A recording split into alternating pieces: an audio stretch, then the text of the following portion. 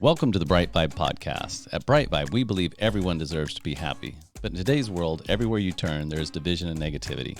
At BriteVibe, we have created a global movement to bring 8 million people together who are inspired to live bright, live bold, and share bright vibes. Alone, it can be hard to change, but together we can change the world. Welcome to the BriteVibe podcast.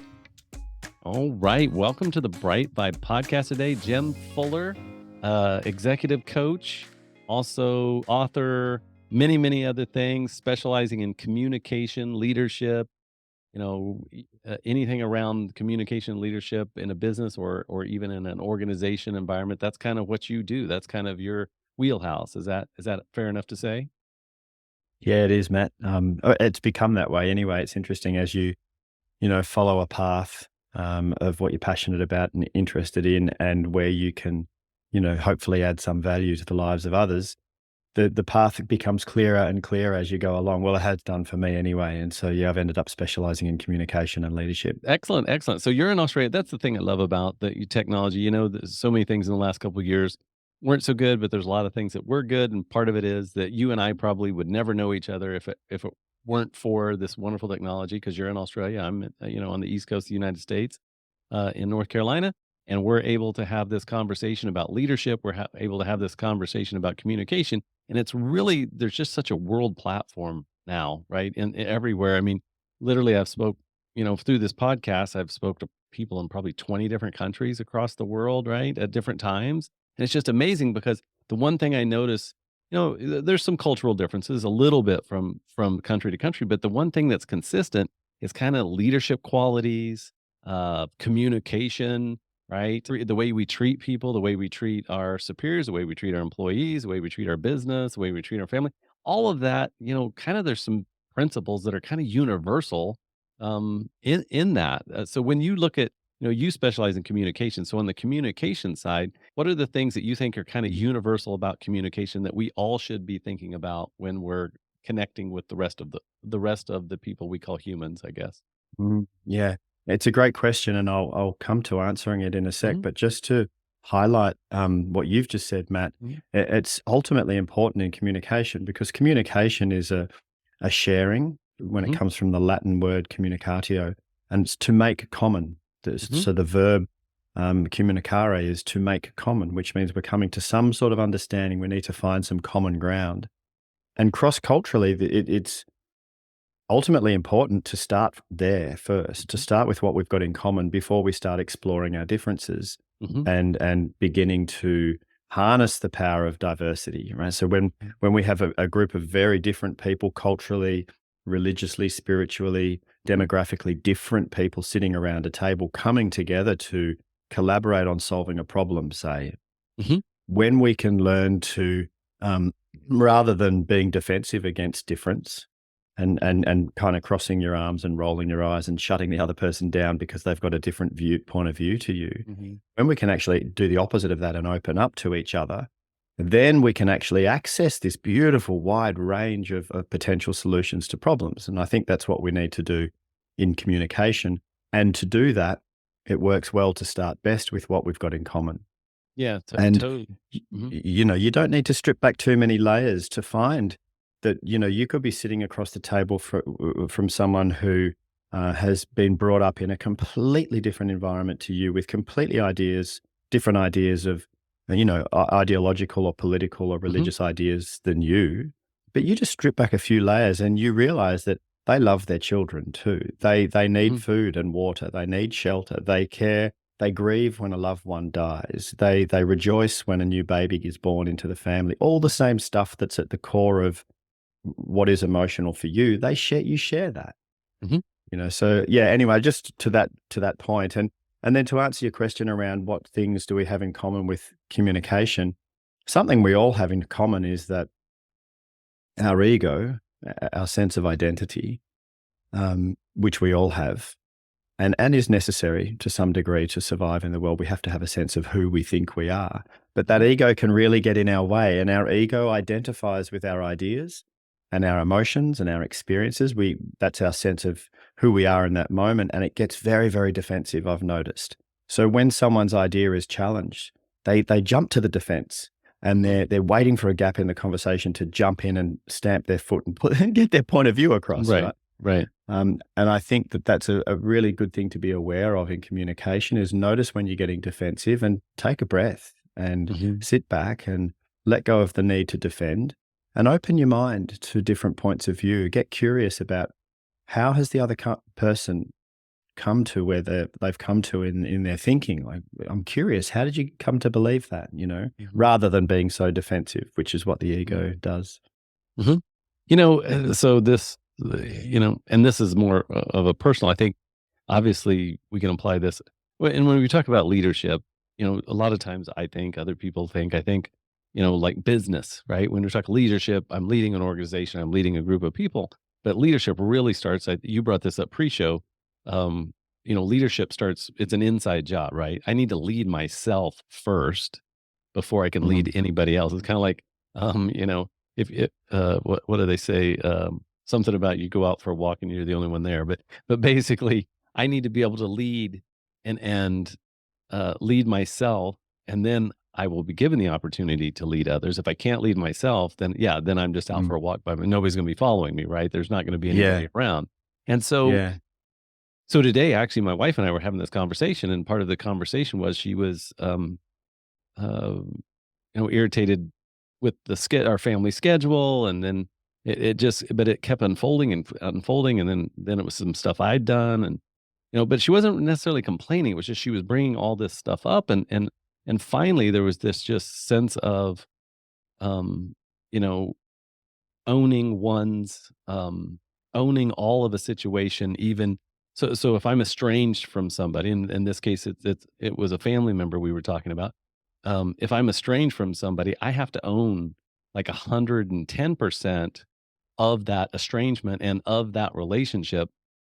I can only really mend or fix anything if I'm owning 100%. Doesn't matter what the other person did to me. It can't be the apology of, "I'm sorry, but you did this and it triggered me," right? That's Yeah, not what I'm talking about, right? It's gotta be yeah, communication, at least from my standpoint, leading myself is, no matter what the other person did, I reacted or I said something or I did something, and I have to own 110% of that. Doesn't matter what they did, because I wasn't leading myself. I wasn't checked in with my emotions. I wasn't checked in, right? I got defensive. It hit a trigger and boom, yeah, there we have it, right? So, I mean, yeah, yeah, I think, and I'd love to hear your thoughts on this, but effective communication, to your point, you have to get curious. But, what happens, when somebody steps on our toes, not even knowing that they're stepping on our toes, right? Because we all have these, I'll call them triggers. We all have this trauma. We all have stuff that we're carrying around in bags. And mm, when somebody pokes us or hits that right button, they don't even know that yeah, they've hit the right button. They've just hit that yeah, button that takes us back to 5 or 6 or 7 years old, or what, a parent yeah, thing, or a relationship that went wrong. How do we manage those triggers when they get triggered? yeah. I I've given love you a this lot there. conversation. I've given you a lot to play with there, Jim. There's a lot to play with there. So I'll start with the most recent part that you Yeah. spoke about then. And just also to be clear and to delineate now, Hmm. there's a clear line, a clear difference between someone doing something to you, quote unquote, Right. doing something to you physically Yes. Oh, totally. Yeah. and emotionally, mentally, Yeah. psychologically, blah, blah, blah, Yeah. right? Yeah. So if Yeah. someone comes up and punches you, then they've Yeah. punched you and you might need to go to hospital, right? That's a different story. So I'm not talking about Right. anything physical, but Right. anything that anyone says or acts in a particular way or does or doesn't do something, whatever, quote unquote, to you, Hmm. a really functional way of looking at that is that they're not doing it to you. And like you said, Matt, they might not even be aware of what they Hmm. have done or not done. They're not doing it to you. Everyone can only be in relationship, really, ultimately, at the bottom of it all, with their projection Right. in their mind of Hmm. life. So when Hmm. someone's looking at you, they're receiving the information through the environment around them, what they can see and hear and taste, touch, smell through their senses. They're receiving bits of information which they are formulating as a projection in their mind of you. Hmm. Now, that projection, their perception of you is completely flavored by their past. Right. So you could have 10 people standing in a room who know you and ask them to describe you in detail, and you'll get 10 slightly different versions of Matt. Mhm. right? That Because I'm a everyone can saint, only that I'm funny, yeah. that I'm intelligent, right? No, it would all be exact Jim. For me personally, Do it you would know what I all mean? be it would just be like the best guy ever, right? So humble. So I tell my wife all the time, I'm ultra humble. There you go.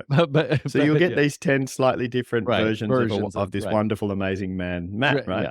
Yeah, exactly. And that's because everyone's, their version of you is flavored by their past, Right. not you, but their you. So when anyone does something, quote unquote, to you, they're actually doing it to the projection of you in their mind. So it's Mhm. actually not personal. They're not doing it to you. And so to come back to your point around when someone accidentally or intentionally Mhm. um, figuratively steps on your toes or pushes a button and you get triggered, in that moment, the practice is to remember that that trigger is your trigger to do with your past, your childhood. The person who's done it, behaved in Mhm. whatever way that has you've been triggered by, they're just living their life, you know. And whether their intention was to upset you or not, that's their business. Mhm. Right. Your business is to, in that moment, go, "Oh wow, I've been triggered right now. Mhm. Okay, now this is my stuff. Mhm.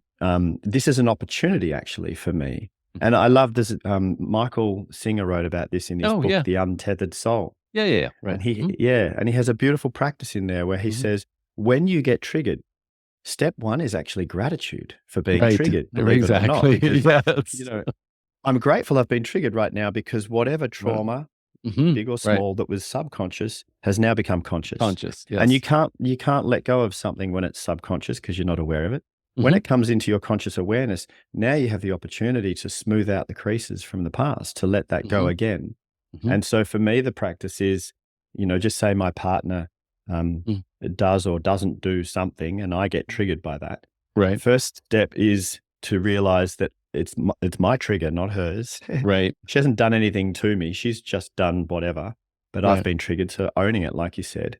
Mhm. And then it's gratitude. It's like, oh, wow, I'm grateful I just got triggered then because now I have the opportunity to let that go again. And Mhm. people ask me, but how do you let it go? What do you actually Mhm. do to let it go? And I combine a sense of physicalization. So I Mhm. lift up my shoulders and I take a big, deep breath in, Mhm. emotional and psychological. So I take a Mhm. big, deep breath in and then I sigh and I drop my shoulders. Yeah. Mhm. And then I combine that with language because words are powerful. And I say, I let this go. Mhm. Right, so I take a deep breath in, lift my shoulders up, and sigh, and let this go. Mhm. Um, anyway, I find that a useful way of letting things go. Mhm. And especially in the moment, right? That's something you do in the moment, Oh, in right? the moment, yeah, yeah. Right. My partner Talia smiles, and she knows what I'm doing. Yeah, yeah, you're like, She's "I'm like, trying not to "Oh, yell at did you? you. Just just give Yeah, me a did you second. just I'm get trying not to triggered yell." then?" Right. Yeah, You're like, "Yes, let me not take it out on you, because that's what we do, right? The ones especially spouses and people that are kids, people that are close to us, right? They're around us all the time, so they have yeah, every opportunity to mirror the stuff that we don't wanna see in ourselves or the stuff that we don't yeah, wanna address completely. because Yeah, it was painful, but, we're not the same yeah. person we were 5 years, 10 years, 30 seconds No, ago, right? And yeah, so yeah, yeah, so, like, my wife and I were talking this morning, and she was obviously, something was triggering her, and so she was bringing that to me, and I was consciously breathing, right? Because I was like, yep, "Okay, something's happening," and ultimately what came from me was, 1, gratitude, 2 was I could see how much in pain she was, right? Versus yeah, yeah, knowing that even though she's telling me things that she would like me to do differently, yeah, it wasn't really about me because there was something deeper, and eventually, after a while, we talked for about an hour, and after a while she realized that there's some things that she could do, write some letters to some people in our mm, lives that are important to her mm, and important to me, um, and ask for forgiveness, right? Ask for yeah, forgiveness because she yeah, feels conflict, in those relationships, and she doesn't want to feel that, yeah, right? yeah, yeah, And I thought that was beautiful. I thought, wow, that's really good that she got to that point. And I'm not saying yeah, we have to do that in every relationship, but I do think, to your point about gratitude, we have to find that.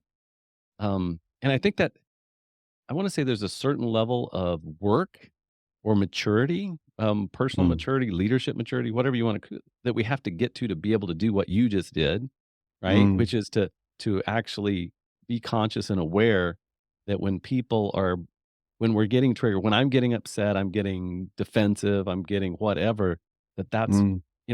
it's hard to own it in the moment. It is, yeah, and it's just practice. It's I practice, guess, or practice, I've found it practice, to you be know, very it's challenging to own them. Yep. yeah, it's like exercise. You don't kind of get good at exercise and then stop exercising. The idea with Right. exercise is you do it for as long as you can throughout your life. Or meditation for me, you don't get good at meditation and then stop meditating. It becomes a Right. practice. And so it's the same with this self-awareness and self-okayness work, that it's a practice and you do get better at it.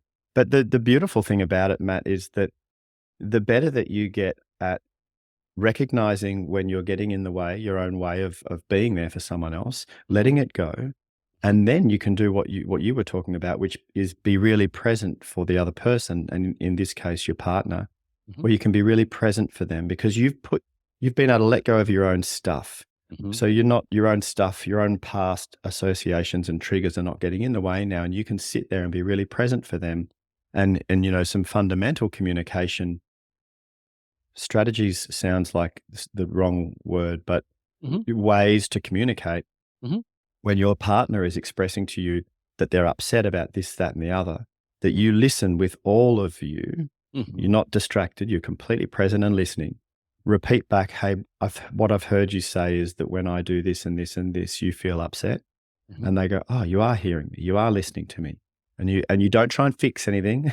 Right. It's quite often the masculine energy wants to jump in Right, and fix of the course. feminine's problems. Right, of And the course. feminine's like, don't fix me. I'm Right, trying to right, express myself. Right. So you right. just sit and listen and repeat back and let them know that you're hearing what they're saying. And your partner will move through whatever they need to move through with you holding space for them to do that.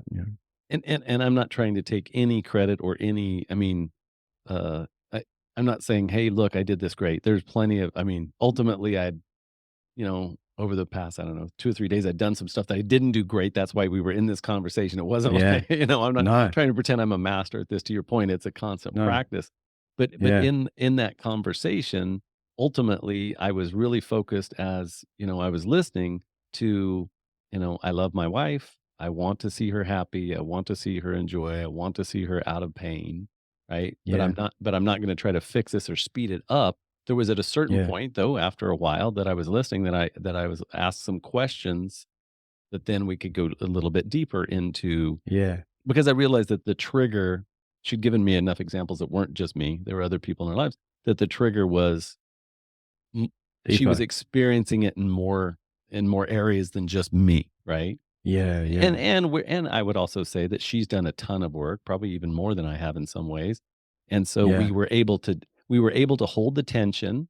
It wasn't like yeah, that this wasn't it didn't f I'm sure in the moment it didn't feel loving to my wife, even though I was telling her that I loved her and telling her I was holding a space of love. There was still yeah, I was still bringing the masculine energy and she was still bringing feminine energy, and we were still very yeah. much, um, uh, There was the doing tension there. the tension, and we were doing the dance. There was moments where there was just silent because we were over the phone. So, Uh-huh. there were moments there where there was probably 3 or 4 minutes of just nothing being said, just silence, because it was like, Yeah.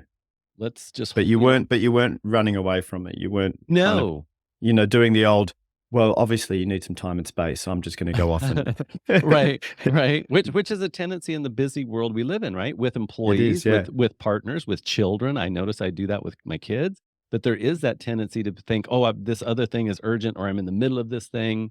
I'm in the middle of a business deal, or I'm in the middle of trying to get this thing done. And then, especially now that Yeah, our lives are kind of, a lot of our lives are work, I mean, home life, work life, but it's all in the same space, right? If a lot of yeah. people working remotely now, it's even more like, well, Yep. dad's got to do this, or this is my work time. And they're like, well, but I need a snack. Right. And so there's that, Yeah. I guess, space we have to navigate in that communication. But yeah, I think Yeah, being, true. allowing, I guess, for that presence, to be present. Or if, I would think another way, if you can't be present, then for me, it's like, okay, we need to schedule a time Yeah. that Yeah, we can yeah, and come it's back. quality time. Right. Yeah. Being present is quality, not quantity. When Right. you are completely present with someone, you can fill their cup in terms of them feeling how much you love them and their cup then overflowing with love in whatever context that is, whether it's your romantic partner or your children or a friend or a colleague, whatever it is. when you are completely present with them and it's a mindfulness practice, their cup fills very quickly, and you might only need 10 minutes of presence, and that's worth 6 hours of distracted time together, you know? So Right. yeah, Right. it doesn't have to take a lot of time. And coming back to something else you said Mhm. before, Matt, which I think is an important communication distinction. When you are communicating to someone, if you do feel to communicate to this person when they do this particular thing, rather than saying, when you do that, you trigger me, rather Right. than saying that, you're saying, Right. when you do that, I feel triggered. I get triggered. Yes. And I know that's mine to Yep. work on. And it's an opportunity for me to continue to grow and improve. However, I love you and we're in relationship together, and I want you to know where I'm at because I want to Right. communicate with you so that you're not just thinking I'm, in a terrible mood and sulking in the corner. I want you to know what I'm going through, but I'm owning it. I think Right. that's an Yeah. important distinction. And I think, yeah, and I think that's where the respect and the love and the appreciation for the other person is, right? Because it's not like, I mean, Mm. because a lot of times if we're in a trigger, this has been usually been around for decades. This isn't like it's the Yeah, first yeah. rodeo, and so it is painful. Yeah. It's like kind of like Yeah. kind of like an analogy of you gave earlier, but it's almost like we did get punched in the face, even Yeah. though even though we didn't. It's our stuff. It's still our stuff, Hurts. Yeah, it still right? It hurts. still Yeah. hurts. It doesn't. But Yeah. I think to your point, owning just even with the sigh practice where it's just the breathing in and letting, we're just taking a Yep. step back and taking a deep breath, but n because a lot of times, I guess when I get triggered, in communication, I don't know I'm just either pissed or what internally, I'm trying to figure out what's gonna happen in the next few seconds, and can I avoid Yeah. making it a mess? Sometimes I Yeah. can, sometimes I can't, but it's not like Yeah. I'm super conscious enough to go, "Oh, I see when I was 10 years old that my dad said this," and that I mean, Yeah, yeah, yeah. that at least for me, that doesn't typically happen in seconds. That's more like a No. contemplative thing after I've Yeah. calmed down. Yeah, and I don't think you need to know exactly what the trigger was and Mm, pinpoint it back to a time in your life or an event or whatever in the moment when you're right. het up, you've been triggered and you're emotional and you're feeling frustration or even anger or whatever emotional state you're in, Mhm. even just to be aware, oh wow, I'm in a heightened state right now. I've become triggered over something and I'm in a heightened state. As if you can even just be aware of that and take a Right. deep breath. And I let it go. Not even being conscious of what the trigger is Right. related to in the past, Right. but just to be aware that I've been triggered right now and that I'm heightened and I'm just going to breathe, even Mhm. just that, as you remember Mhm. the bosses or the leaders that Mhm. you've Right. worked with that are inspirational and functional in that way, are non-reactive. Mhm. They are thoughtful Right. and measured in their response. Mhm. And I mean, even if they're aware of this or not, they've developed the ability of equanimity, Mhm. which is Right. which is to be non-reactive and to be calm and centered. It's the same for me, Matt. I look back over the bosses that I most admired and was most inspired by, and it was the ones whose emotions didn't get in the way of Right. the greater good. Because when Mhm. you're working in the role of a leader, it's a role of service. Yeah, you're there Mhm. to serve, Right. and to do that, you need to be able to get out of your own way so that you're not getting in the way of the service of the greater good of the team or the organization or whatever it is. And so your ability to be non-reactive, like you were saying, to be measured, Mhm. thoughtful, contemplative, but also to create an environment where the people in your teams feel safe enough to have a crazy idea or Right. to share what they're feeling or thinking, or to draw on their experience Mhm. rather than you talking over the top of them all the time and telling people how it should be and allowing your emotions to drive the current situation. That's pretty poor leadership. Yep. Yes, totally. And so, yeah, either in our personal lives or our business lives, it all comes back down to, I think, that self-awareness, that being able to regulate Mm, our state. And then I think, the more we have the practice of being contemplative, the more we start to relate to others because we're not coming from pain, but we can see their pain, right? We can see kind of mm, the confusion. A lot of times for me, it's uh, I found that I'm, especially now, more of an introvert. So I've got to be conscious of the fact that even though I'm communicating, I'm not necessarily doing it externally, right? So there yeah, I may be Yeah. having a conversation, but nobody else can hear it, right? Yeah, And then yeah, yeah. and nobody can read my mind. It's like, "Oh, wait a second. Did I not say that out loud? I thought so Yeah. it's almost I think sometimes for me, the practice needs to be probably to over communicate to some degree because have a Yep. tendency to under communicate just because that's kind of been my nature. So I've got to Yeah. be conscious of, Mhm. okay, I probably need to share with people more what's going on so that they're less Yeah. confused when I say, "Oh, Yeah. we're going to do this," and they're like, "Why? You have not talked about that." Yeah. It's interesting, isn't it? Just listening to you then, Mhm.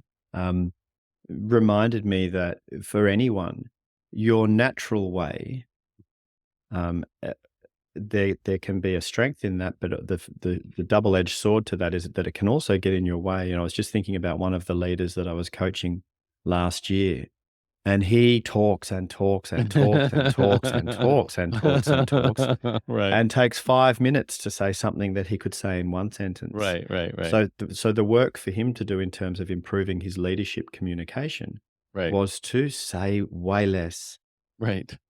much less.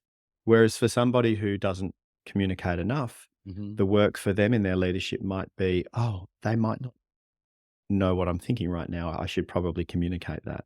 So Right. it's interesting that, your natural what you naturally your natural way, Right.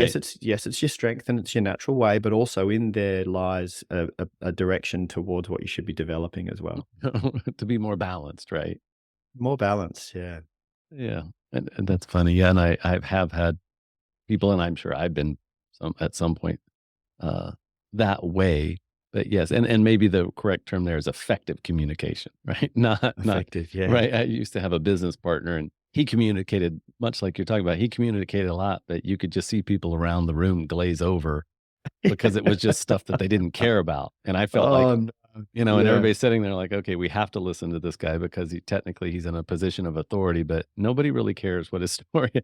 And he was just so unconscious of it, right? He was unconscious that yeah. the room Yeah, was kind of, and so it was lack of non, it, self-awareness. right, lack of Yeah, self. So it was communication, but it was ineffective communication versus yeah. effective communication. Yeah, so I speak about conscious communication. Okay. That's the first book that I've written, Hmm. and just recently got signed a publishing deal with a Oh, publisher out of nice. Miami in Florida, which is Uh huh. cool Yeah. because they're wanting me to write a series Hmm. of the art of conscious communication Hmm. books. And so when I talk about conscious communication, to be more conscious in any moment is to be more aware. Hmm. When you're Right. conscious of something, you're aware of it. So it's Mhm. really just the practice of being more aware of the communication. And the communication is not just being more aware of me. I mean, I'm a part of it because I'm in the Mhm. conversation, but it's being more aware of you and anyone else in the in this communication. It's being aware of the purpose of the communication. Why Mhm. are we even having this conversation? What's the higher purpose of it? Right. And to bring that into the context of leadership, you might say, why do I have to go and have this tough conversation with this person in my team and give them constructive criticism? Why? Well, I need to go and tell them what they've done wrong. Yeah, but why? Well, because I don't want them to do that again. Why? Right. Right. Oh, because I want them to get better at their job. Great. Why do you want them to get better at their job? Oh, well, because I want to see them thrive. Right. Ah, so now I'm getting to the real reason of why I need to have this conversation with this person. So I'm having this conversation with them because I want to see them thrive. And Right. that's actually a good place to start the conversation, Mhm. to Totally. let Yeah. them know why we're having this communication. In the context of a romantic relationship, Mhm. your partner may have done that thing that they do and you got triggered and you're upset Right. and you're thinking, I really need to go and tell them how upset I am. Why? Well, because I want them to see me upset. Why? Well, because I want them to know that thing they do really upsets me.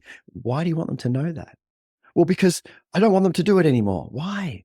Because I want us to be in harmony. Oh, really? Why? Well, because we love each other and I want us to be in that beautiful state of blissful love and harmony.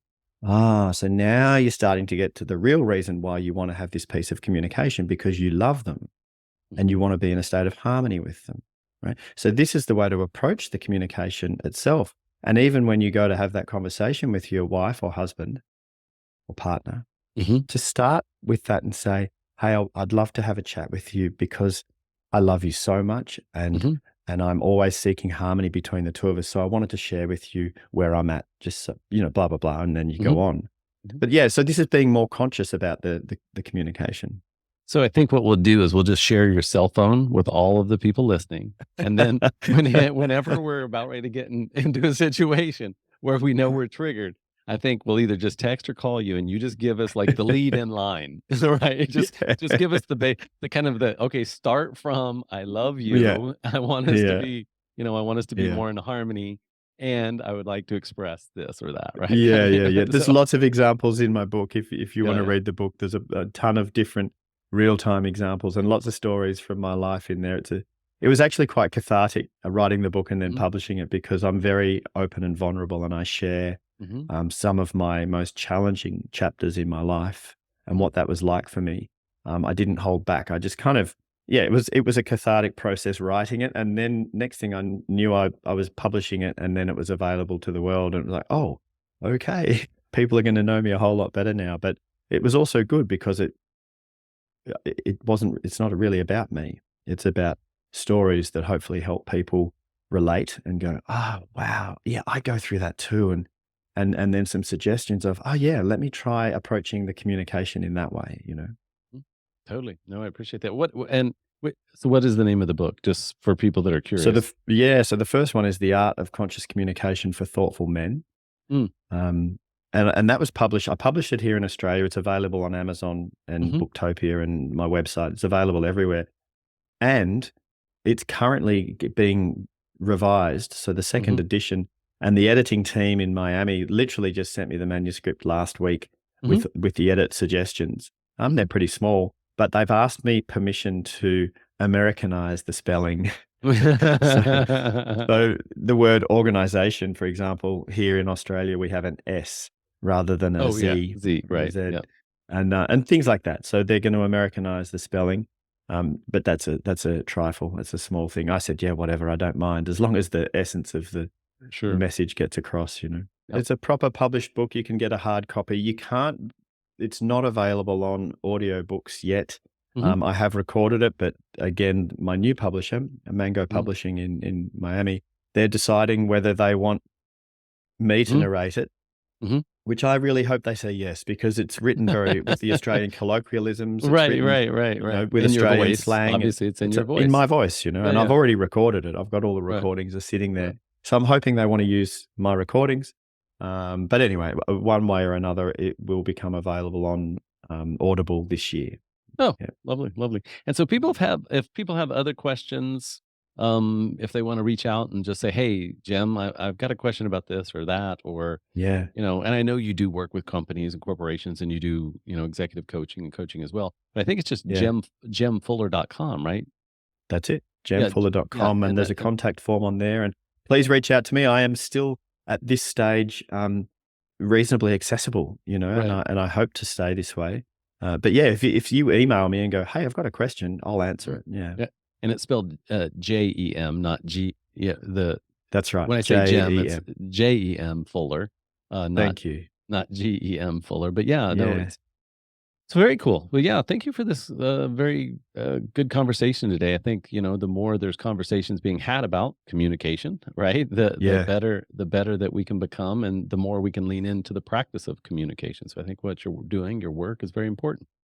Yeah, thanks, Matt, and, to anyone listening to this, if you're anything like me, when we look at the state of play globally, it can seem a little bit overwhelming, or it can seem a little bit disheartening to look at, the wars and political situations, and, these kind of poles of difference, Hmm. especially through the digital world, and, the cancellation culture and people shouting at each other and becoming really divided. And, if you're consuming mainstream news, it can be really disheartening, and we can think, oh, I can't do anything to fix this. And what I believe, which is really quite a Buddhist philosophy as well, I believe that starting at home, starting with yourself and the quality of the communication that you have with yourself, and then with those around you, your loved ones, and then with those around you in terms of your community and the people that you work with, if you can start by improving your part in any piece of communication that you're involved in, that makes a difference, believe it or not.